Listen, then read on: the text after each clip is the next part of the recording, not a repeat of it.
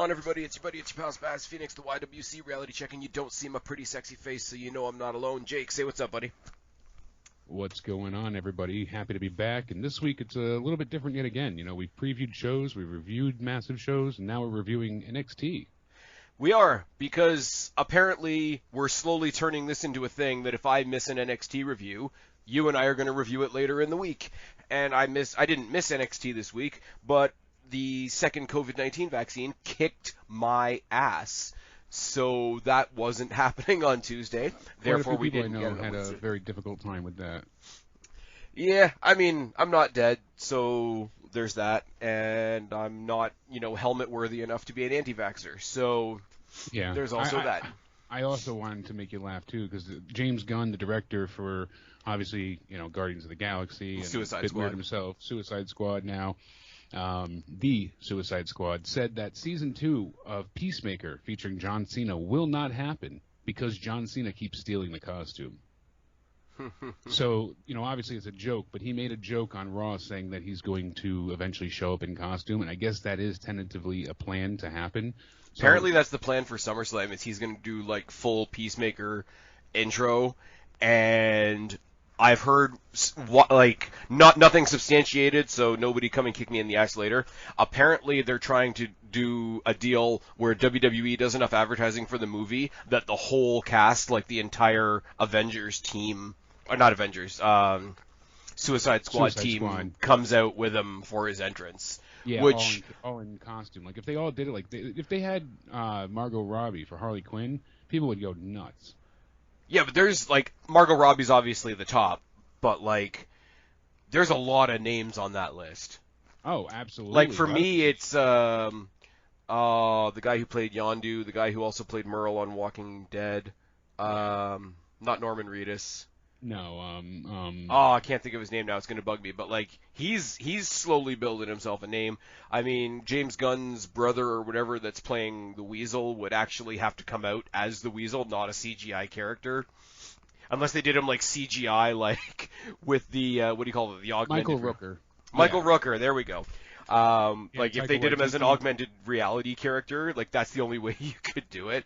But if they did they've done things with him before, because he's done a few other roles that were kind of voice only, and he did what's the character he did in Thor? Oh my God, I can't think of it. The big rock guy. That's Taika Waititi. Yeah. What's the name of the character? I can't think of it now. Oh, Korg. Korg. Jesus, it was gonna drive sitting there playing his video games against Noob Master. Yeah. Who is apparently reviewing movies with Deadpool, which is even funnier. No, but apparently the thing that's semi-canon now, or at least the directors liked it, so they're not correcting it, is that Noob Master was Deadpool. They're not saying that that's true, but they are not fighting it either. That is funny. And which of course, is the way the way people do insider trailers now. They kind of got to let people do that now. But there's huge people here. Pete Davidson, Idris Elba, Sylvester Stallone is playing King Shark. I mean, that's funny as hell. King Shark is a shark. Yeah. Nathan Fillion, obviously. Yeah. Joel Kidman is back as Rick Flag. And I mean, she's not actively in the field, but I'm a huge just as an actress. Viola Davis is an amazing actress. Oh yeah. I mean, she was in the first one. Obviously, anybody that's I've watched it. I don't know how many other people have, but How to Get Away with Murder, amazing. But yeah, so that was our brief spiel on what we think John Cena should do in his SummerSlam entrance. I don't know how we started off on that. Well, it's kind of I wanted to see how you felt about the Peacemaker costume with John Cena. Oh yeah. I mean, that's pretty big news, and people are criticizing Goldberg returning. We're hearing all these plans that CM Punk is interested in more than money. He really wants opponents and actual plans instead of money. And now The Rock supposedly is done with the Fast and Furious, and there's just so many things. It's all right, cool. You know what the thing is, though, man, with SummerSlam, and people are going to hate this, where SummerSlam's going to get a huge pass from me is we're not going to get a whole bunch of matches that I particularly want to see, but we're going to get matches that I will recognize are marquee matches. We're going to get WrestleMania. We've been saying it the whole way along, this is the real WrestleMania, which means Bianca Belair and Sasha Banks won't be in the main event. but they're going to give us WrestleMania-esque matches. That's why you're getting John Cena and Roman Reigns. That's why you're getting Lashley and Goldberg, because they couldn't get Lesnar. That's why you're probably getting Becky Lynch versus, I want to say Rhea Ripley, because Charlotte can do something separately with the title. Yeah. But that brings me to Raw, and one thing that we have to talk about before we get into this week's NXT. Because realistically, how could I be serious about NXT this week after what we saw on Raw? Well, that's what I was getting into. You know, they're bringing in all these stars, and their justification here, you know, Andrew Zarian was speaking, but he said the creative team on Raw said, I don't know why everyone is freaking out about this. It was just one step in the direction we have for Karrion Kross. This is leading into something. Jeff Hardy is a mega star. He changed the industry for smaller guys. Okay, we're not arguing Jeff's legacy here, but you sucked the mystique out of that character. You're going to have him murder everybody. Not only did they have him without Scarlett, and they dumbed down the entrance, which was a good portion of his character to begin with, and they haven't come out with the lights on, practically. I know, that's what I'm saying. Like, everything has been stripped away, but really the killer is that he was undefeated for a year and a half, NXT champion, and they let him get beat. And everyone's like, well, it's a cheap win. So, and Jeff Hardy's a former world champion. It didn't matter if Lesnar came out and did it. It's still like without rhyme or reason, unless you're going to Why did you do it on the first night? Yeah.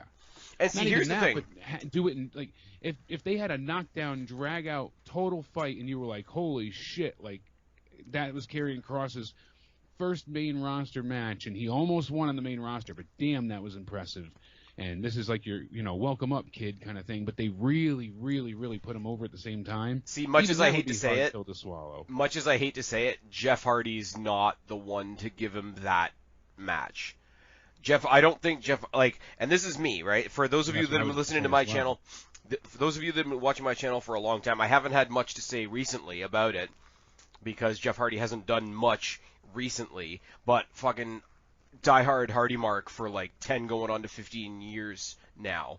But I gotta be realistic to say that, like, if you want this is your first shot on the main roster, we need somebody that's going to show exactly what this guy can do. Like, I'm sorry, I know it's the tried and true answer, but it is the tried and true answer for a reason. You give him a Ziggler. Or you give him a... You give him somebody that can really give him a great match and put him over. Exactly. Like, it stinks that Drew is faced right now, because that would have been... I mean, Karrion Kross is supposed to be a heel, but it would have been cool to have him get cheered. Yeah. You know what I mean? As a like heel, so... WWE's put me in a situation where I have to be pissed off that one of my favorite wrestlers for a shitload of a long time won a match. I shouldn't be pissed off that somebody I like won a match. Yeah. But they've done that with him, and it was in less than 2 minutes, man. That's the thing. The NXT champion, who's also undefeated, who's in like the main storyline on NXT, how are you supposed to look at him as credible? Or so Johnny Gargano couldn't beat him, and Adam Cole couldn't beat him, and then they had this major fatal 5-way, and all 4 people couldn't beat him. So that means Jeff Hardy's better than all of these guys because he did it in less than 2 minutes, and he did it by a roll-up. Cheating or not. Matt Hardy on comment on Twitter there saying, "Oh, my brother's going to be NXT champion soon, right?" And he should be saying. There's a part of me that would like. There's a Mark part of me that would love that, but I couldn't defend it. No, but it could be fun, you know. Like it could be decent for sure. Like I personally but that now doesn't help anything at this point in time. Personally, now that he's back on the main roster again, the one I want to see Jeff Hardy feud with is Balor. Yeah. Because I mean, there's the obvious tie in there with the Demon and all that kind of thing. Yeah. But I mean, what we're getting now is the issue of not to cut you off here, but it you know, all relays is that you're seeing it more and more. It's like, oh well, it's just one loss, and it's just. It doesn't. That's not the point. They're not grasping the fact that this is your NXT champion, and you're in the main, you know, story that's going on here with Samoa Joe, and you just belittled your entire NXT roster. And the sad part is that the NXT staff and stars, the wrestlers, they didn't even know what was happening or something like that. No, they felt like they didn't know that this was the plan.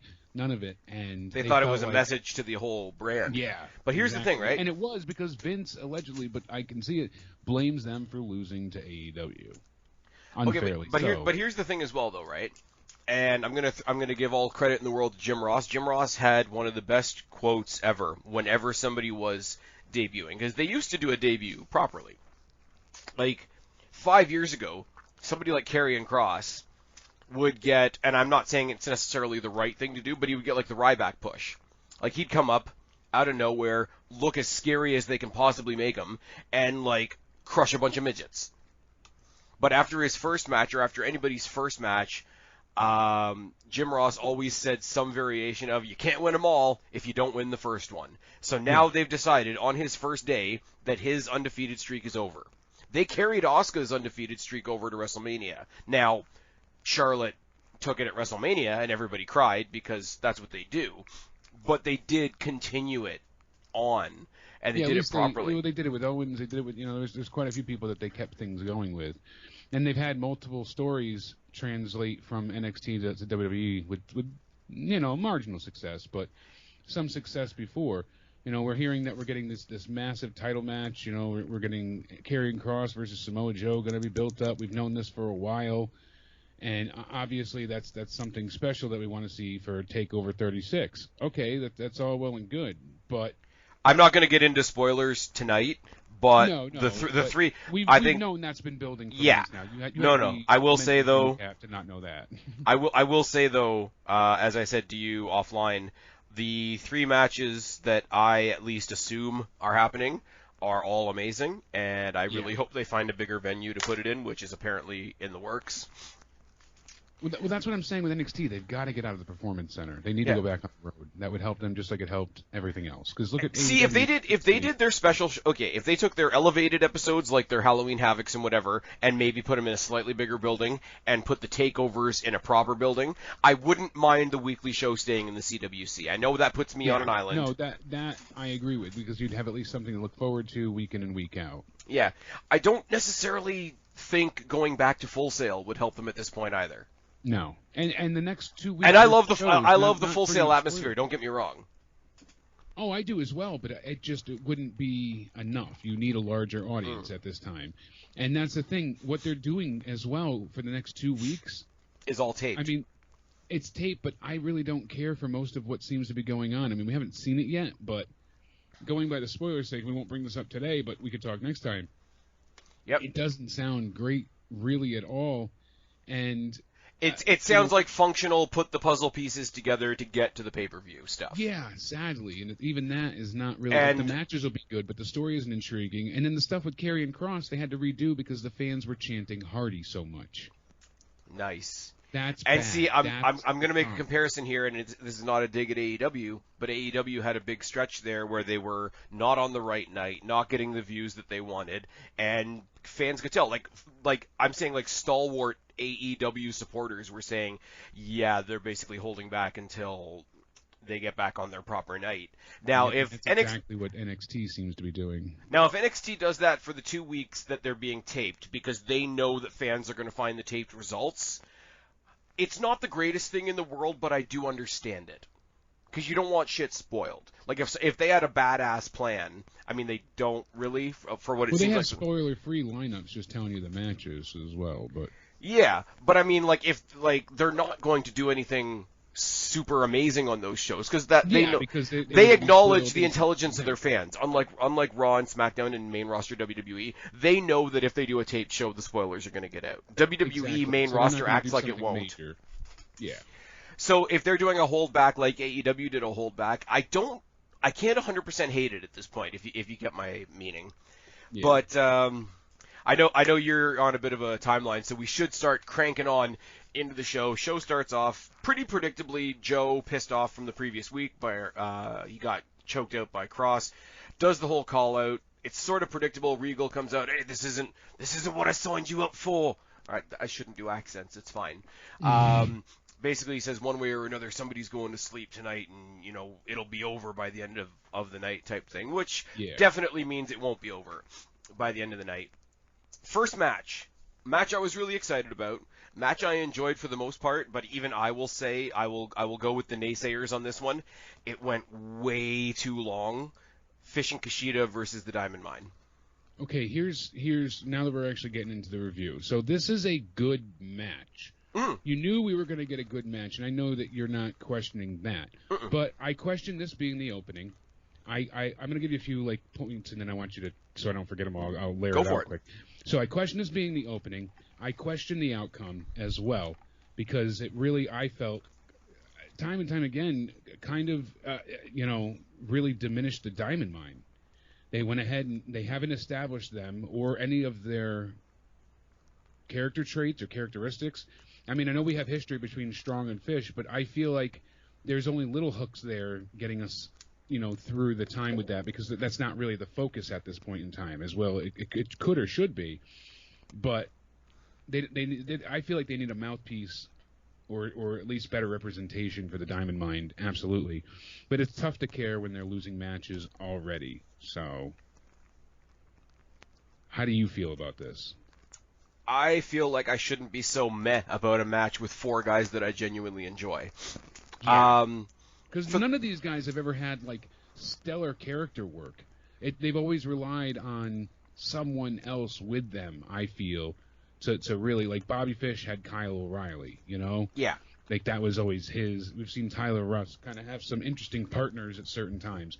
Roderick Strong has been with, different people at different points. Pete Dunne, who had more charisma, and so on and so forth. You get the point. So all these guys are kind of charisma black holes, but they're great in the ring. I think the one holding up the charisma in the match was Kushida, for sure. Yeah, because he's the only one that stands out. I mean, they all have this great wrestling and technical ability, but he's kind of the only one that stands out as unique at this point in time. Which is kind of okay, because he's also the only one in the match that's currently holding a title. My problem with this is everybody's going their separate ways from the Undisputed Era, for the most part, right? I question Strong comes in with a brand new group, and the first thing they do is throw Fish at him.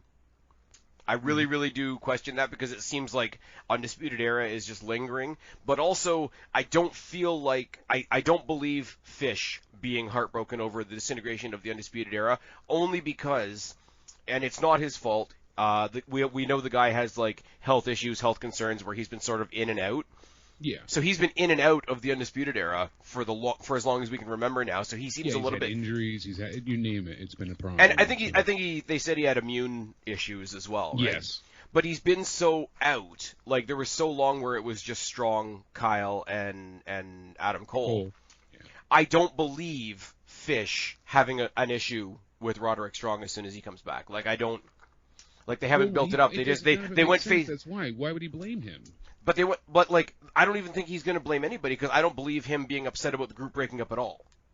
They went face to face in the back. You can say he is upset. They come up with a reason well, now I'm making less money or I get less chance. Something stupid. You know what I mean? Yeah, but they went and where they failed the other week, last week, when he challenged Roderick Strong and they threw Tyler Rust at him instead, which was a great match.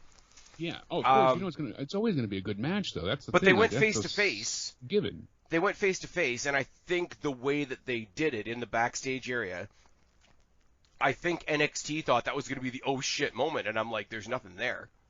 No, there's really not. They thought this was gonna be a huge grab for fans to be like, wow, they're feuding, but why would they feud? There's no reason for them to be going against each other, because Adam Cole caused UE to break up.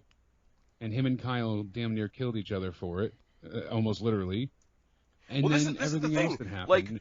Cole and O'Reilly fought, and what's his name? Roderick Strong was basically the Roman Reigns of the situation, right? Is the two of them fought, and he just walked away.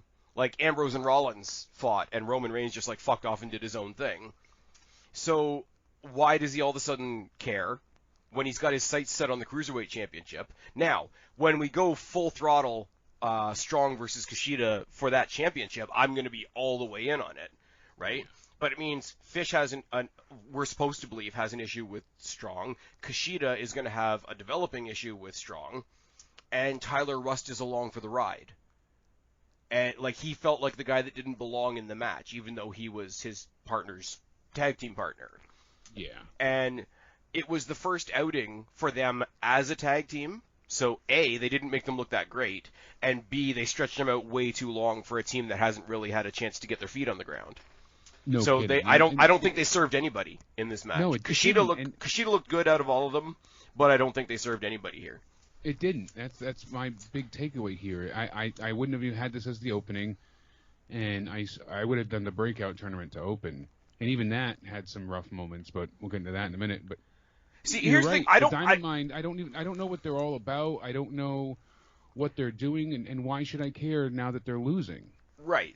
I don't mind it being the opener. I'm not so hung up on that. I know similar conversations. That's a very minor complaint. Yeah, I know similar conversations happen with AEW, like the Dynamite opening match is this coveted spot, right? It wasn't technically the opening. The opening match is what I'm saying. Yeah, but, the opening match. And that's a minor complaint because it really started off Put with this on in the beginning. Started off with Samoa Joe, but put this on in the beginning, because to some degree the crowd is invested in all these guys. Maybe not so much Tyler Rust, but the other three. Kushida's popular. Fish is sort of popular. People like Roderick Strong for what he can do in the ring.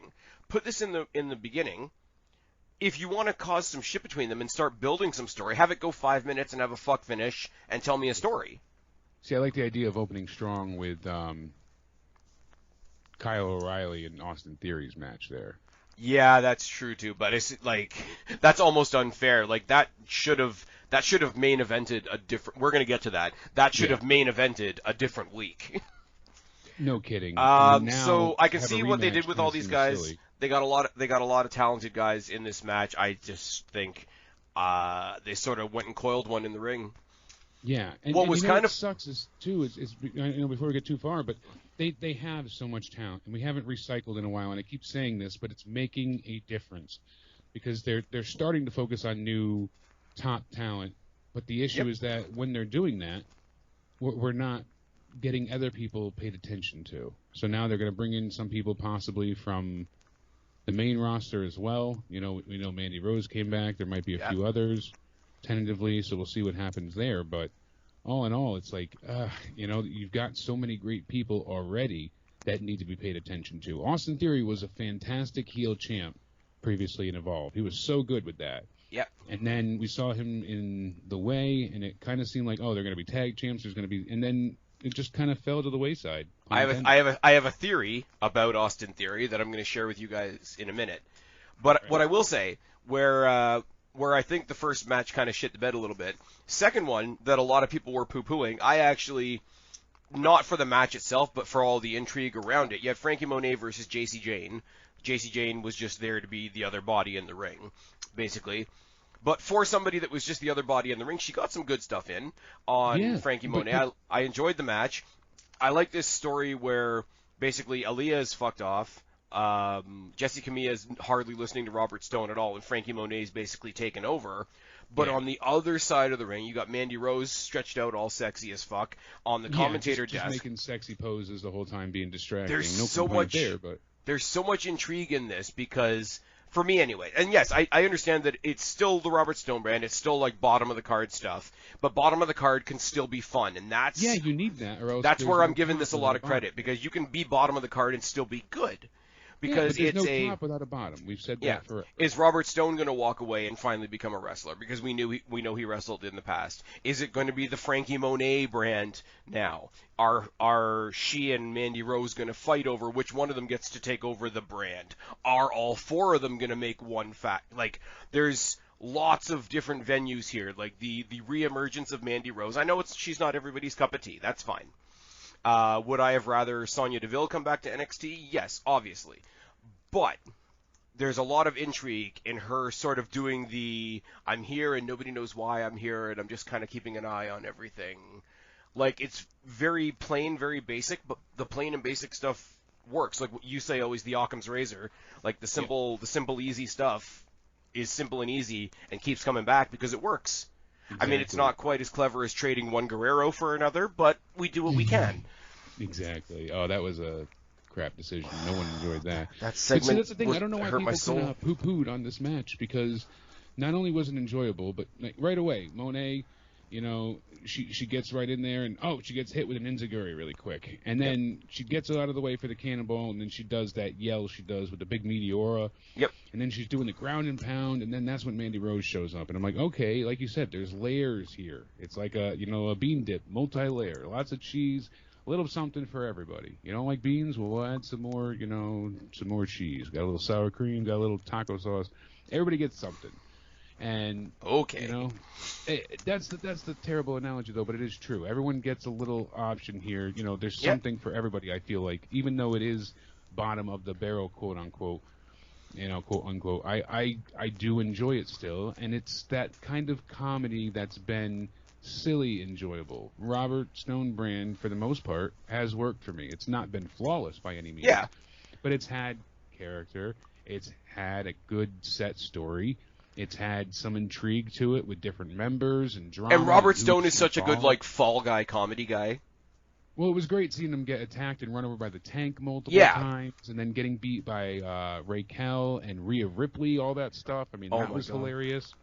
How dare Aaliyah attack me with only one shoe? If I was double shoed, I would have taken her down. Have you seen his Twitter? Exactly. His Twitter is fucking great.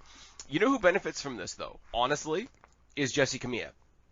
Oh, yeah. Because Taya Valkyrie, Frankie Monet, whatever you want to call her, brings some name value for obvious reasons. Mandy Rose, whether you like it or not, even though the main roster is pretty shit most of the time, somebody coming in from the main roster still does carry a certain type of cachet, like a certain type of recognition. It's newsworthy. So if you've got two sort of well-known people along with Robert Stone, who makes himself noticeable because he's such a great comedic fall guy, the fourth person in that collection of people is going to be elevated along with them. Plus, she's fantastic in the ring. Like, they're not going to put her, they're not going to put her up against Raquel Gonzalez to get killed anytime soon. But that doesn't mean that she doesn't have a spot. It doesn't mean, like I say, this lower part of the card stuff doesn't have a spot. And I really, it's not the number one top thing that I'm looking forward to every week, but I do want to see where this goes, which is more than I can say for something brand new that I should be invested in, like the Diamond Mine, like we just talked about. Exactly. Like, we should be saying, like, what are these guys doing? What are they offering? What are we getting here? But instead, we're just kind of stuck. I don't quite grasp where they're going with this. And people say, oh, you're not giving it time. Well, they debuted, a month ago, I feel like? And since then, have we gotten anything worthwhile?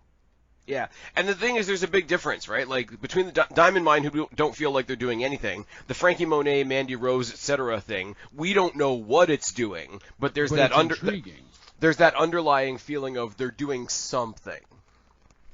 And I think that... exactly. Well, no, they are, and it makes a big difference because we're like, oh, wow, hey, let's see what happens here. Let's see what comes next. Where does Mandy Rose fit into this? Is someone taking over the Robert Stone brand? Are we going to see, Jane there, Jacy Jane, get some type of push as well? And like you say, with Jia Lee... and well, there's a whole lower tier right now. Jacy Jane, Zeta Ramir, I wouldn't so much say Zoe Stark because she's getting a lot of focus, but like the other Stark's two, gotten a lot of focus so far. Gigi Dolan and Cora Jade have hardly seen anything, but they've put them out there like just enough that I'm intrigued. That like when Gigi only had that one match, right? She's had a couple. Like they debuted. Cora Jade is the one that hasn't come back, I think, since they debuted in the women's Dusty. But follow her. There's so much wrestling at this point. It's so hard to keep up. Yeah, I still think if we want to go way back to the women's Dusty, I think having some of the matches of the women's Dusty on 205 Live was fucking retarded. Yeah. And Taya, Frankie Monet, she's definitely, she has this pedigree, this lineage that, her track record speaks volumes, and she definitely comes in with a lot of prestige, and she's got something to offer. So it is interesting to see now at this point in time, what are they going to do with her? What are we going to see? I do like the contrast that she brings too, right? Because I've always said, if you go back to one of my favorite feuds, which was John Cena versus CM Punk, it was the quintessential wrestler versus superstar, right? And the women's revolution, not to use the cliche that they use on the main roster, but in NXT, was all about great in-ring wrestling. You got your Charlottes and your Io Shirai's and your Asukas and your Shayna Baszlers and all that. A bunch of great wrestling. Whereas Frankie Monet is kind of the opposite. Frankie Monet is kind of the superstar, the John Cena, if you will. And I think that an influx like that in NXT, because it swings so far the other way, is going to make a lot of difference when they decide to put her in the big title picture. I don't know what it's going to do to the big title picture, but it is going to change it. No, I get that, and that's the thing. So, and we'll see what happens, but I think we agree what's coming up next. Match of the night by a long shot. Yeah, we kind of said this before. So before that, we get Mackenzie. What's her last name? Mitchell. She's talking to Johnny and Austin about obviously his loss to Karrion Kross, how he didn't get the title. Theory's basically saying like I haven't slept in weeks, and but it only happened last week. Exactly. So that always makes me laugh. And this is where Kyle shows up, and he's like, "Oh, I'm going to challenge Austin Theory to a match in a little bit." And Theory accepts, and it kind of just. And then Johnny's like, "Well, you're on your own." Yeah. So that made me laugh. So right after Kyle leaves, Johnny just goes up to him. And he's like, "Oh, if you want to be like Papa John, you got to do what you did last week." And the Papa John thing pops me every time. It's so funny. He's like, "Well, you got to wrestle without me at ringside." So. I thought it was a funny way to set up the match, just simple, hey, what are we going to get? Then when we come back, we get the little thing with Bronson Reed. Bronson Reed's facing Adam Cole. Next week, we're going to talk about this at the end. Next week's shaping up to be pretty nice. Some of the action, maybe not so much some of the storytelling, but some of the matches that we're getting next week I'm looking forward to. Abso-freaking-lutely. And then you get Kyle versus Theory, which I like, and here's the thing that's hard to do, right? They're maintaining that Theory is this goofball, and he might be a little bit of a dumbass. Let's be real. But while he's doing that, they're letting him prove himself in the ring and not just be sneaky, easy win heel tactic guy. He's not constantly getting beat. He's got that springboard Spanish fly that I don't care what you don't like about him. The springboard Spanish fly off the second rope is becoming the part of his what's the word I'm looking for? Repertoire. Yeah, and I should expound on that too, because him being beat in the sense of he still loses, but he doesn't look outmatched at any point. He's losing like a winner. It is pretty much the only way I can say it. Kyle O'Reilly is really working on getting that top rope knee drop over, and he's not always going to do it to your head. In this case, he did it to the knee to set up for the knee bar. And if they set that up as almost a multifaceted finisher, that's a cool story to tell. Because he's coming off with that knee, but is he going to break your arm? Is he going to take your knee out? Is he going for the head because he's going for a headshot? Yeah. I also like when Kyle comes in, he does the Taekwondo moves, he's karate master basically, and starts just doing all these different strikes. And see, the thing is, even with his different music, even being away from Undisputed Era, I still expect him to do the air guitar when he does the entrance. But the only thing I can compare it to, and it might be an odd comparison, remember when it became a meme, you can hit the RKO out of nowhere, you can get it off the steps, you can get it off the apron, you can get it off the thing. I think he's doing his own version of that with that knee drop, because he can do so many different things. Obviously, the big chain around the knee for the win over Adam Cole, the fact that he used it to Austin Theory's knee in this case to set up for the knee bar. It's almost a Swiss Army finishing maneuver. Basically, yeah, because it's you can master, and it's one of those things that can be executed at any point. Yeah, and it doesn't matter the size of the guy. That used to be the old test for if something was a good finisher. Can you do it to anybody of any size? Exactly. That's where you got moves like the stunner, the diamond cutter, the RKO, the pedigree. Even though watching Triple H do a pedigree to the Big Show was hilarious. Yeah, that was funny. But going back to this match, like I said. That running blockbuster looked amazing. You mentioned before, certain parts. The Blue Thunder Bomb for the 2 count was a great near fall. Right. And that was a great moment. Theory's gear and new music was really good. I like that he had that X-Men theme gear going on, and he's got new music, which was better than before. I liked his entrance. Every time they tweak the music, they keep it similar enough so that here's an individual. You can still recognize him. Here's an individual, but they're still part of this group. And I still love the whole Skyline thing. They do it for the Way in a superhero kind of way, and they do it for Bronson Reed in the Godzilla kind of way. But both of them are different enough, and they're still really effective. The little tweaks, you can rip apart NXT for some of the bad stuff like we did with the first match, but there's little tweaks that they do that are interesting enough to be you know what, they are paying attention. They are doing at least more than the main roster. Yeah, no doubt. But like you said, those little tweaks, so it's still recognizable. But that's why I was looking forward to people like Karrion Kross going to the main roster, especially with the new stage, with that massive screen. I was like, oh, I can't wait till we see Bronson Reed and Karrion Kross's entrance. And When WWE main roster starts flubbing on the visual presentation and the video presentation, I'm stealing it from What Culture. Once again, it means Vince McMahon has literally forgot how to ride a bike. Because that used to be the shit that they were good at. The big time feel. That or it's intentional and he's doing it to purposely, Well, having, yeah, that. What if he's having like a mince of words with Hunter and him and Paul? God knows what's going on, because it seems like a personal thing with NXT at this point. It feels personal. Put a spare thought out there for Keith Lee as well. Yeah, so then we're getting the Mariachi Music Festival. And not yet. I want to touch on one thing before we move on to that. Oh. Because after the fallout from this match was in the back with the way in their dressing room, where Johnny Gargano's kind of pissed off that he didn't win last week. Theory's pissed off that he didn't win tonight. The girls are still pissed off that the girls, Candice and Indy. I'm not trying to be an asshole, I promise. They're pissed off about this, that, and the next thing. The three of them start arguing, and Indy all of a sudden is like, stop picking on Austin Theory. If he wants to kiss Dexter Lumis, you should let him. And It's great. Indy Hartwell is a gift on NXT as well. The Dexter Lumis thing, not so much, but she in general is great. And the three of them fight, and he just kind of walks off, and he does the whole melodramatic, this family is falling apart. And she's just funny and consistently funny. The thing is, anybody else doing that is terrible. Yeah, it'd be But ridiculous. because he's this goofy child of this faction, it absolutely works. And it got me thinking, because apparently Austin Theory has also had, like, main event tryouts or like tryouts for some of the main roster writers or whatever. I don't want them to break up the way, because the way is one of the best things that happens on NXT, right?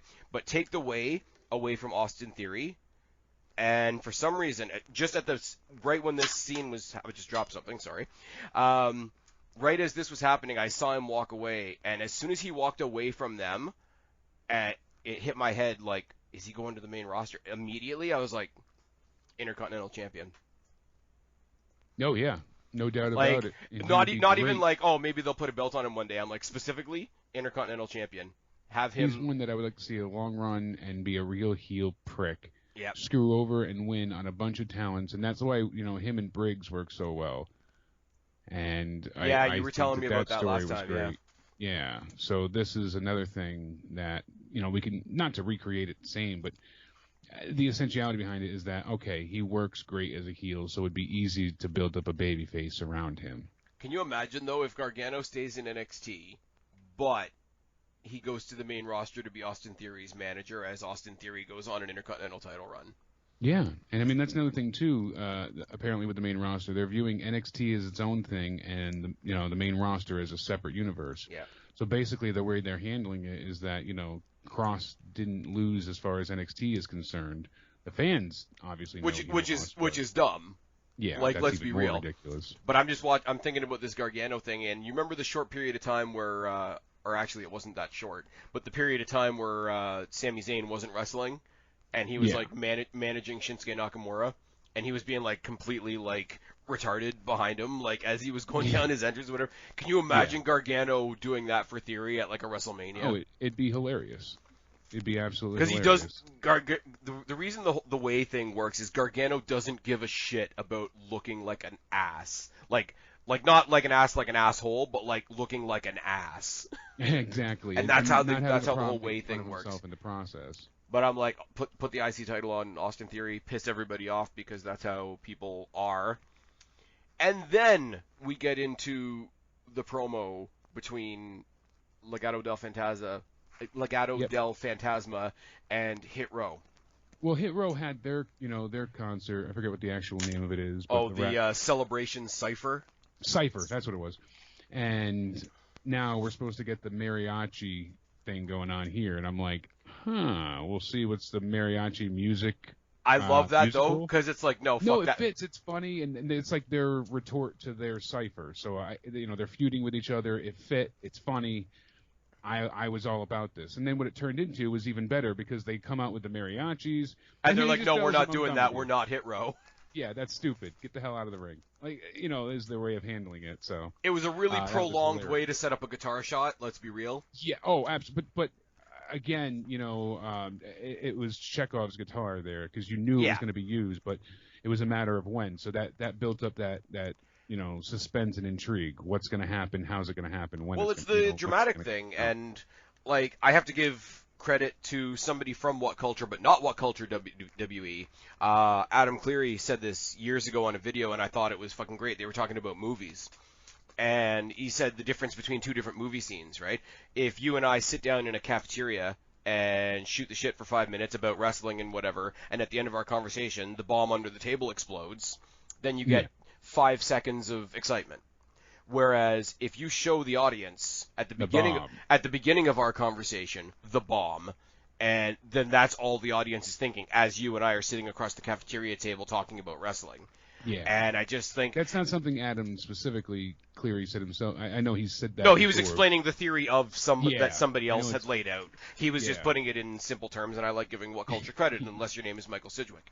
But it works because that's tried and true methods, and that's how suspense is built. Because the audience being omnipotent helps. When we have that insider info, it's not an issue, and it works for us. So they need to. Sometimes it's good to be surprised, but other times it's good to be clued in. And in main roster stuff, they really don't seem to have a handle on it.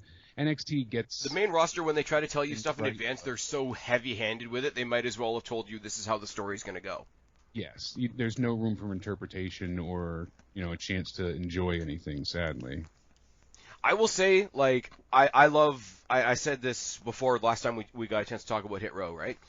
Yeah. I don't really listen to any one particular thing that they say in a promo because their gimmick, their aura, whatever, I guess you could say the theme of their gimmick isn't completely directed at me, and I accepted that a long time ago. But they've got such an energy within them that I will listen to the promo no matter what they're saying. Yeah, and absolutely. The way they make a great deal of sense. They're fun to listen to. They bounce off each other, man. It's incredible. Yeah. And I hate using that word, but it's the truth. They are. They're just so damn charismatic that the charisma is like a whole nother level. Yeah. It's like I said. Makes it just exciting in the easiest way possible. If you can make something that's not my cup of tea still enjoyable, that's great. It's like there's. I'm not going to give any spoilers for anybody that hasn't seen it. But there's a lot of elements of Black Widow, and you warned me as well, that should have driven me nuts in Black Widow, just with the various opinions that I have on various things. But even the things that were like that, and I could see why somebody that would see that would think it would drive me nuts, the movie was done so well, and in my personal opinion, thought it handled it so well that it didn't bug me. And it's the same thing here with Hit Row. Like, it's not... I don't think it's aimed at me. But that's not keeping me from enjoying it, and that's got to be credit to these guys. Thing. No, I get that entirely. It's not something that I would typically be a huge, proponent of and be so inclined to be excited about. But they've done such a good job that I really have enjoyed.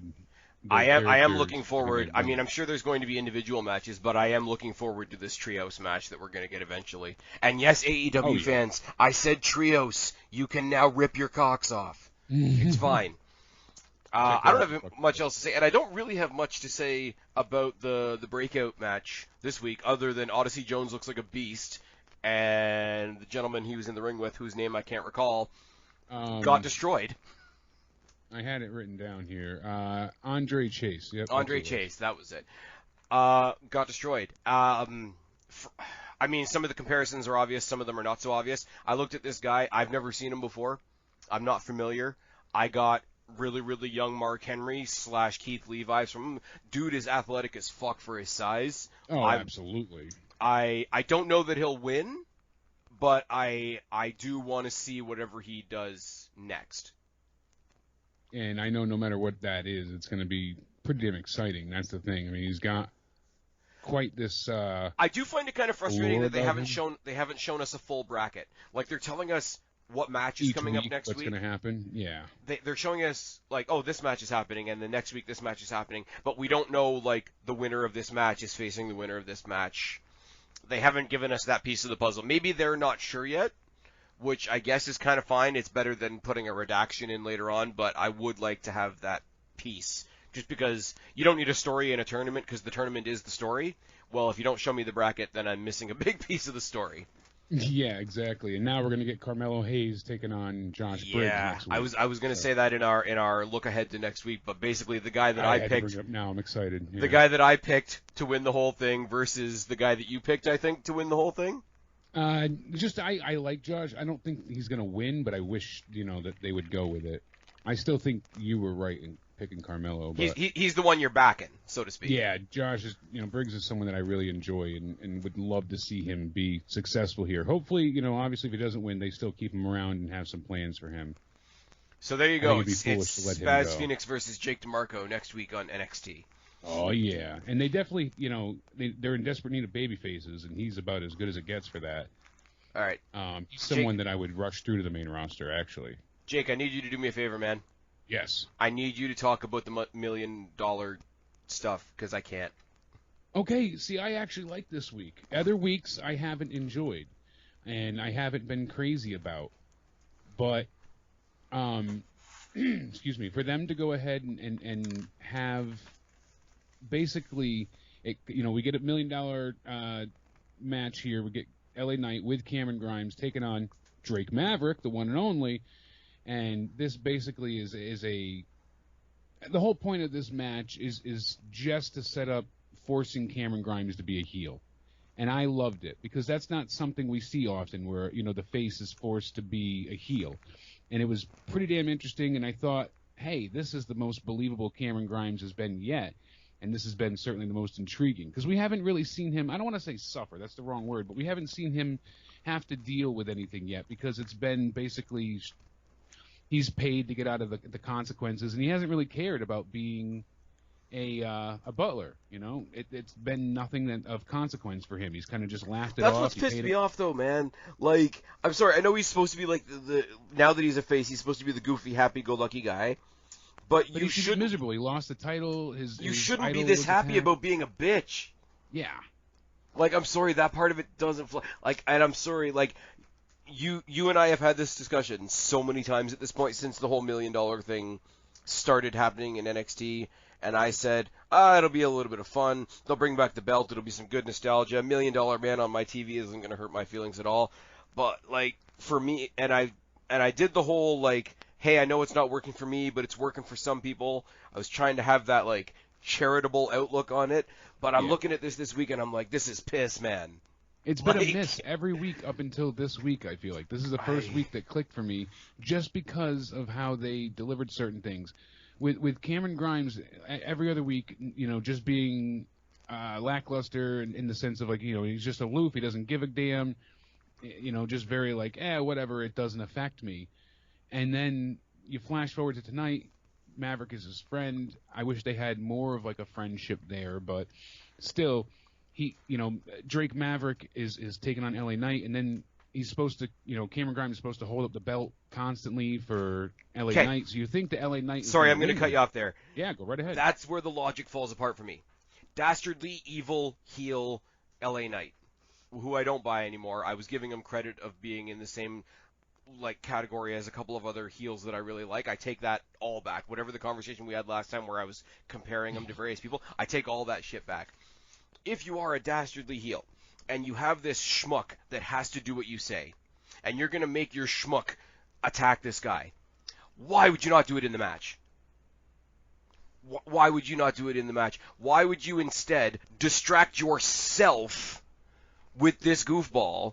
And I'm sorry, here's the thing, I don't even remember who won. I know Maverick got beat up after the fact, but did LA Knight win? Yes, he won. Okay. Because no, Drake Maverick won. Drake Maverick won. That was a point, and then because instead of using the schmuck on the outside, during the match to get a win, you distracted yourself with your schmuck on the outside, got a loss, and then had him do it after the fact, illustrating how dumb it is that you should have done it during the. Like, why didn't he have him? Hey, I'm gonna whip like show them talking ahead of time or whatever. Hey, every time I give him an Irish whip, I need you to be there to sweep the leg.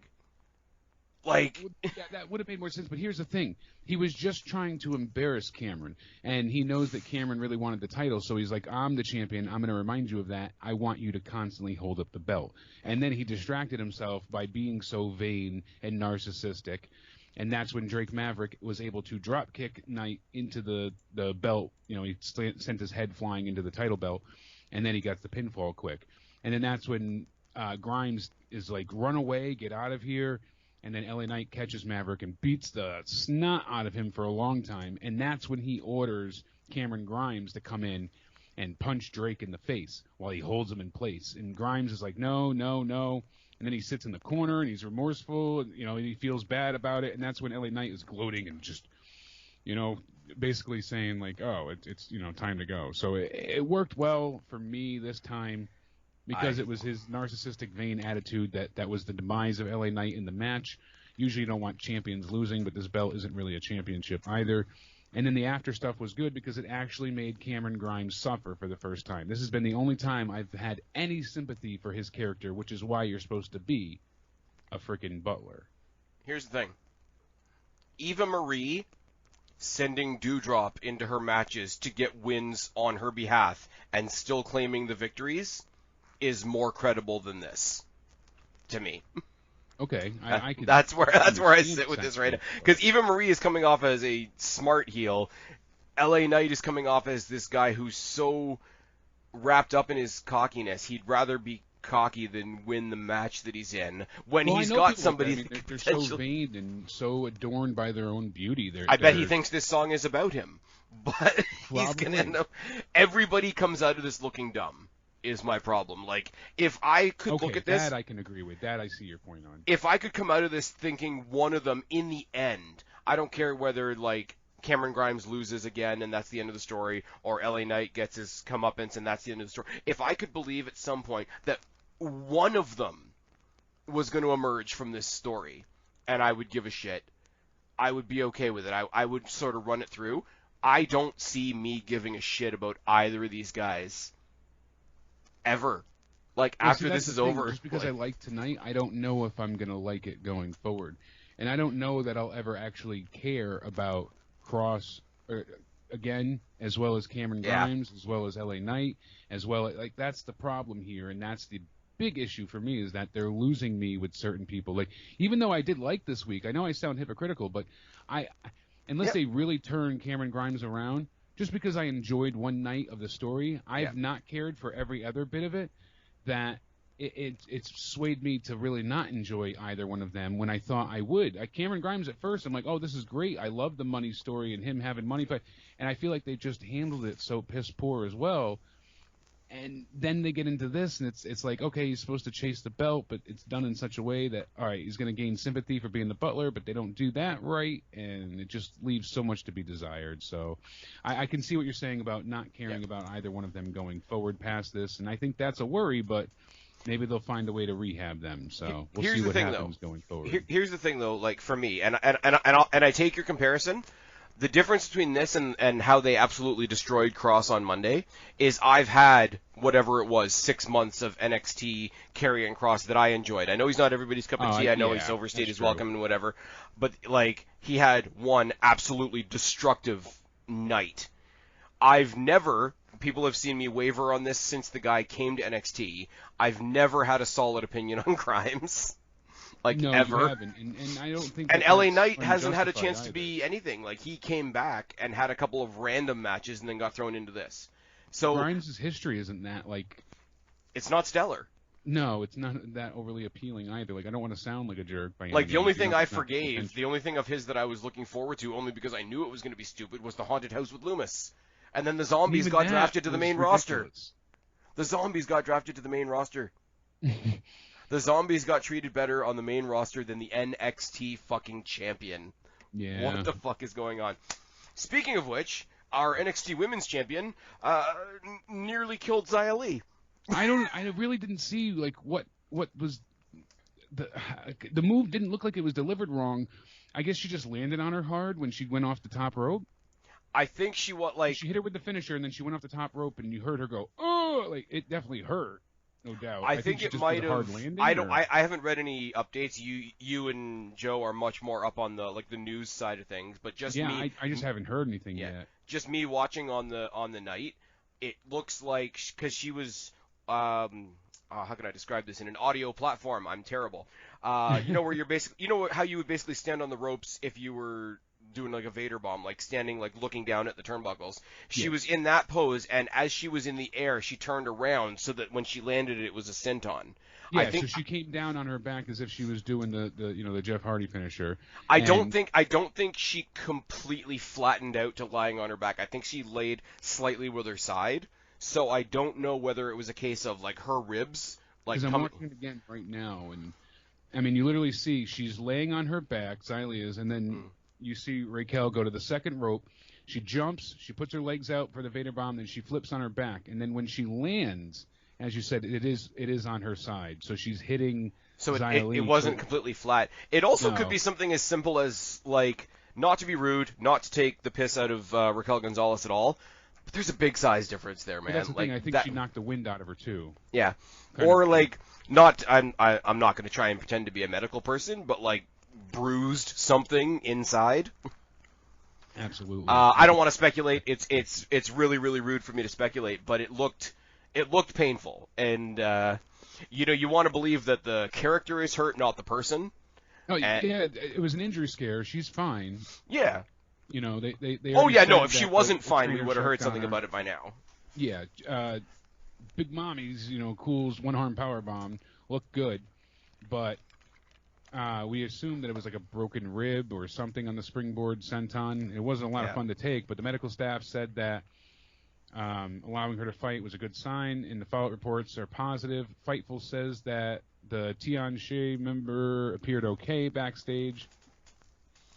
And it was supposed to have a Hoss fight, like a big Hoss fight, despite one of the wrestlers not having a traditional Hoss build. It wasn't great, but it was good enough to make me curious to see how I think, what it is, though, before that, and I think it was kind of a good call for them to not have the rest of Tian Sha out there and have Xylee on her own, sort of, for the first time. Like, I think it gave her a lot more credibility, just, like, visually, if that makes sense. And it kind of, I don't want to say excuses the loss, that's not the right word. No, it makes her look stronger in the loss. Because if she's got two other people backing her up and she loses, that's not the same as, you know what, I went out and gave it a hell of a fight. I came up on the short end.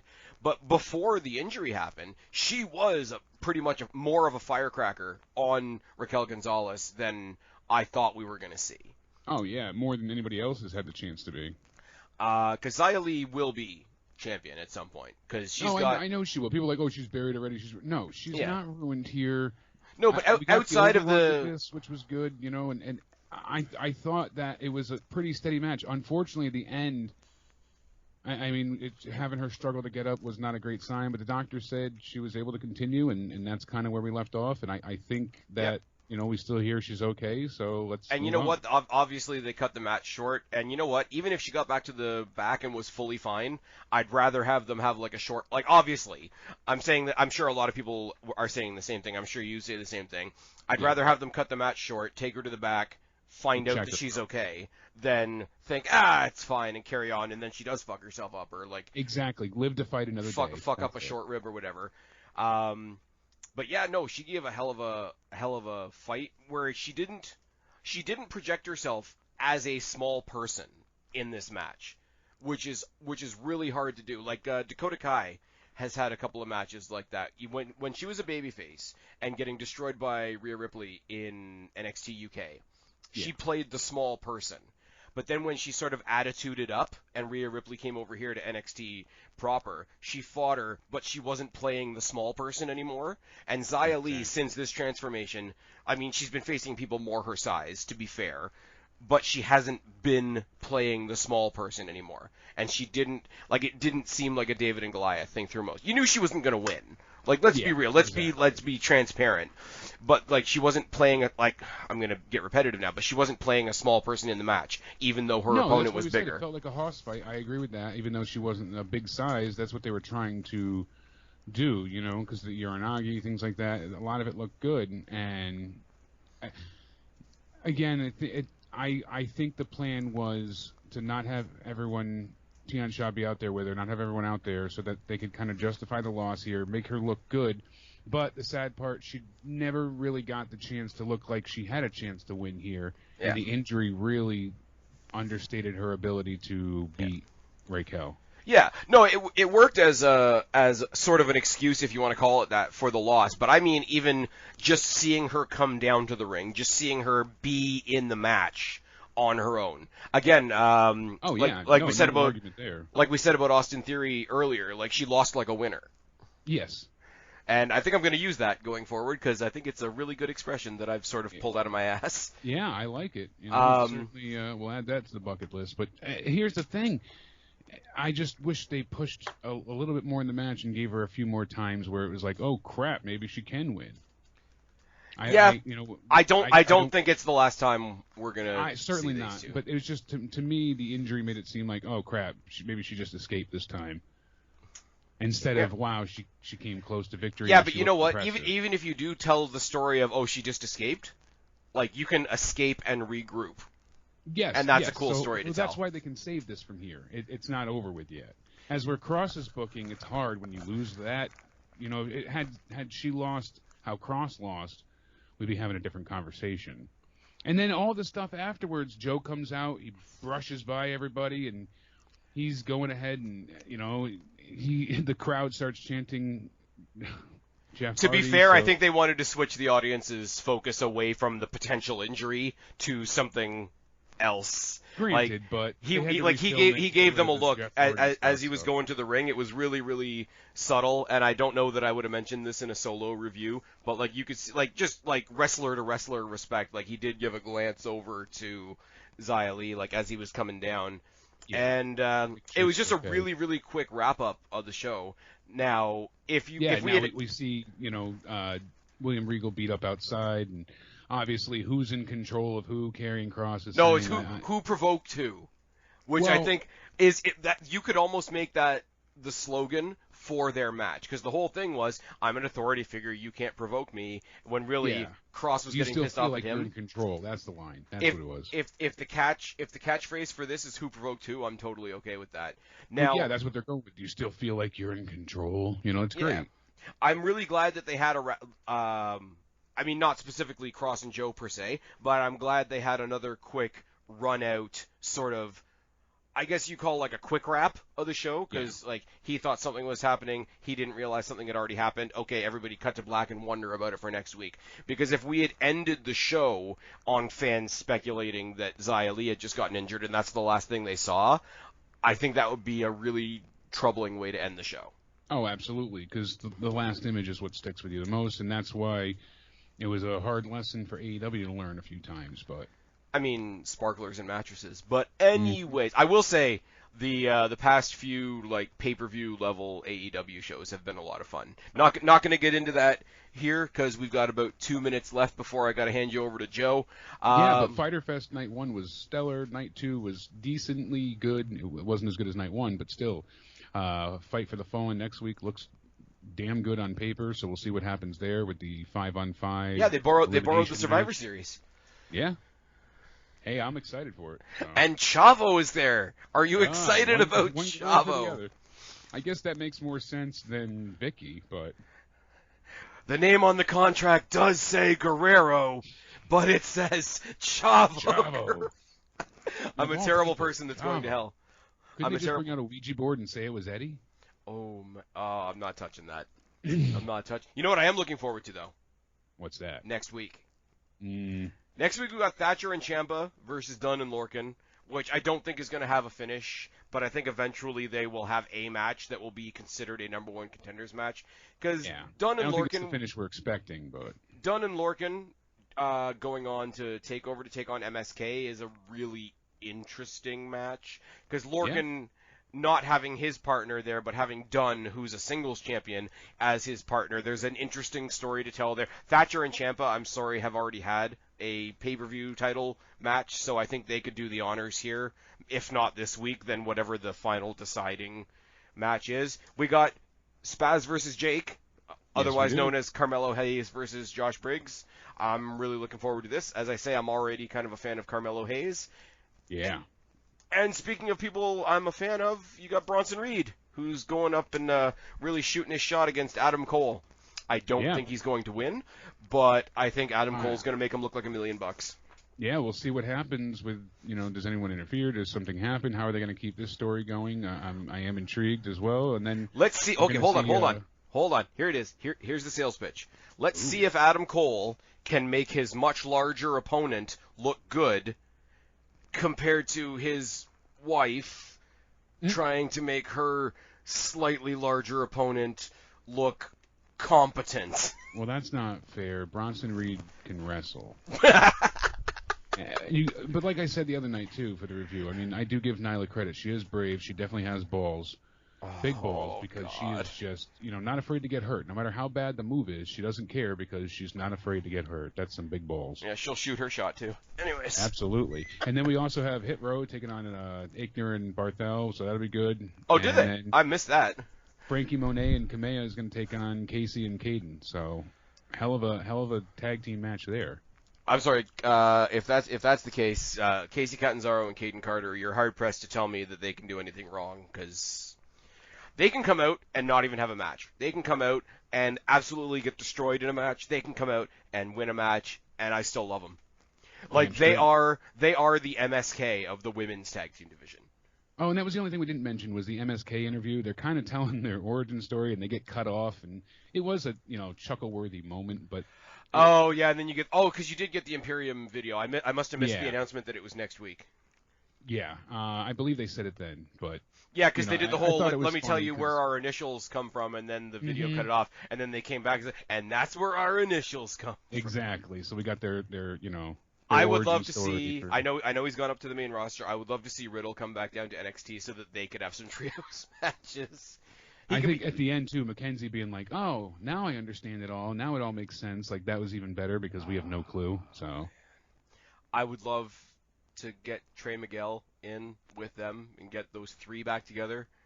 Because, I'm sorry, those two plus Trey Miguel, who they were with in Impact, the three of them taking on MSK. Like, they had enough 3-on-3 matches with MSK, or with Legado, with various different partners, whether it was Kushida, whether it was Bronson Reed or whatever. But if you throw Trey Miguel back in there, just fucking do it. Or bring Josh Alexander to NXT so he can do weird hanging upside down ankle lock shit. Yeah, exactly. Oh, I didn't get a chance to mention it, and then I'm going to let you go. For those of you that are wondering, for those of you that did actually watch my preview for Slammiversary, thank you for that. I would say go check out the show, because it was pretty fucking good. Obviously, the Ultimate X match was good, and the main event was good, and the stuff in the middle, I will say go to the kickoff and watch the women's tag title match as well.